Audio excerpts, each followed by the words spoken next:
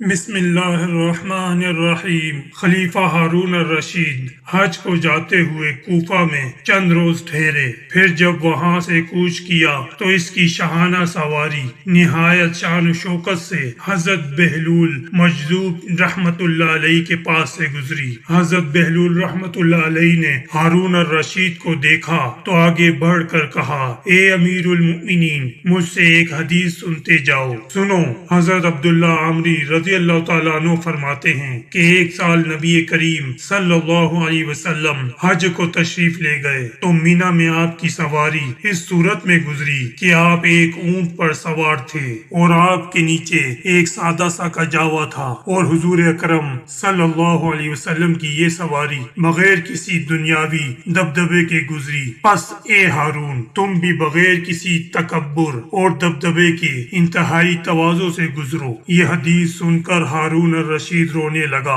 کہا، اے بہلول، کچھ اور امر بالمعروف کی تلقین کرو۔ بہلول رحمت اللہ علیہ نے فرمایا، اے امیر المؤمنین، جس شخص کو اللہ نے مال و جمال عطا فرمایا ہو اور وہ شخص مال میں سے فی سبیل اللہ خرچ کرے اور جمال میں عفت قائم رکھے تو اللہ تعالیٰ اس کو اپنے مقبولوں میں شامل کر لیتا ہے اور اس پر اپنی رحمت کے دروازے کھول دیتا ہے۔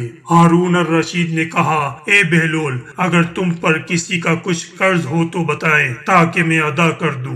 اس کے جواب میں حضرت بہلول رحمت اللہ علیہ نے کہا، اے بادشاہ، قرض کے ساتھ ادا ہو سکتا ہے، کیونکہ تم اپنے نفس کے مقروض ہو، اور یہ کہ آپ کے نفس پر جو خدا کا قرض ہے اس کی ادائیگی کی فکر کرو، میرے قرض کی فکر نہ کرو۔ ہارون الرشید نے کہا، اچھا، آپ کے نام کوئی جاگیر کر دوں تاکہ تمہاری گزر اوقات آسان ہو جائے۔ حضرت بہلول رحمت اللہ علیہ نے آسمان کی جانب منہ اٹھایا اور کہا، اے امیر المومنین، میں اور آپ دونوں ہی اللہ کے بندے ہیں، پھر یہ کیسے ہو سکتا ہے کہ خدا ایک بندے کو تو یاد رکھے اور دوسرے کو فراموش کر دے؟